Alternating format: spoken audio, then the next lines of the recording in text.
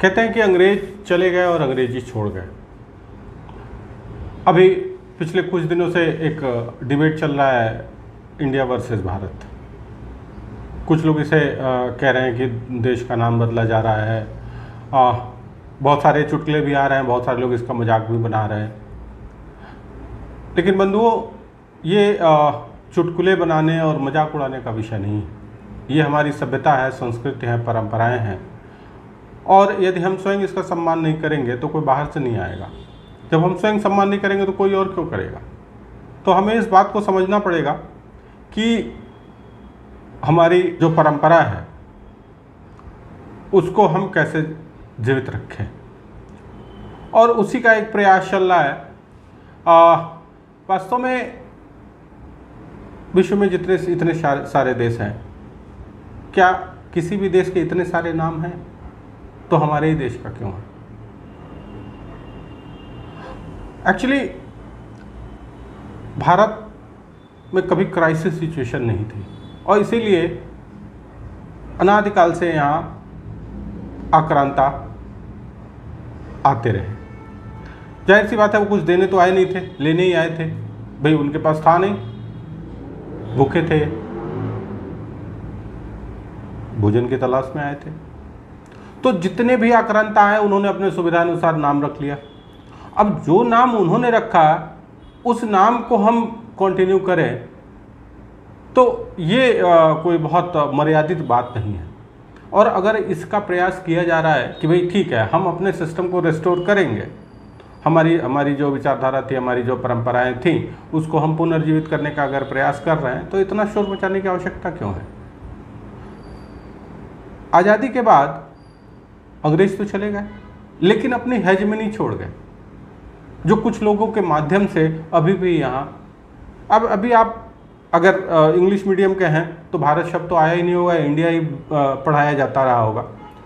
Hindi medium के जो लोग हों उनको याद होगा कि इंडिया मतलब भारत, ये वर्ड मीनिंग में पढ़ाया जाता रहा है, और कहीं ना कहीं ये दिमाग में आज भी आपके है।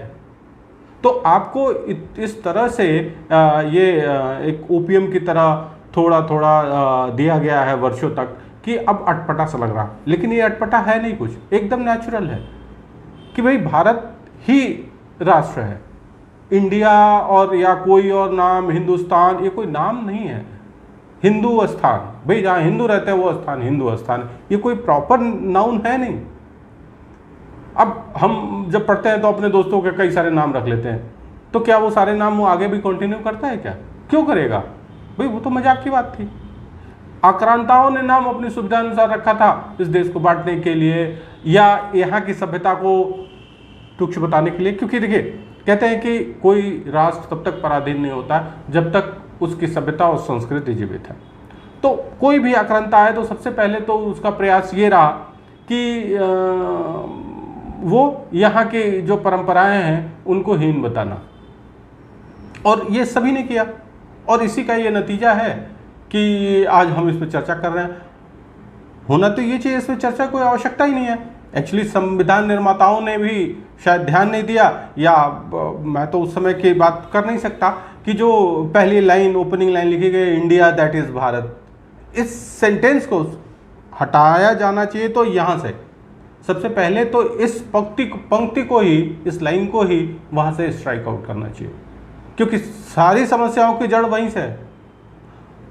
अब धीरे धीरे हमने उस चीज़ को स्वीकार कर लिया। भाई उन्होंने अतरंगे नाम रखे जिसका कोई क्या मतलब है? इंडिया का क्या मतलब क्या है? कोई बताए? क्या उसका इतिहास क्या है, कैसे आया, क्यों आया? भाई उन्होंने नामकरण अपनी सुविधा के अनुसार किया, तो हम उनकी आक्रांताओं की सुविधा देखेंगे। इवन बहुत सारी चीज़ें, देखिए कुछ लोग इस पे आर्गूमेंट करने लगते हैं कि तो क्या वो राष्ट्रपति भवन उन्होंने बनवाया, पार्लियामेंट बनवाया, रेलवे बनवाए, बेकार की बातें हैं। क्योंकि उन्होंने क्या अब हमारी सुविधा के लिए बनवाया था? अरे हमारे पैसे से बनवाया था, ये तो तय है, लेकिन हमारे लिए नहीं बनवाया था, वो अपने लिए बनवाया था। वो तो भगाए गए तो उठा के तो ले नहीं जा सकते थे, तो छोड़ के भागना पड़ा। तो ये सब आर्गूमेंट देना, ये तो मतलब निहायत ही बहुत सतही आर्गुमेंट्स हैं जिसका कोई मतलब नहीं है, अस्तित्व में इसका कोई अस्तित्व नहीं है।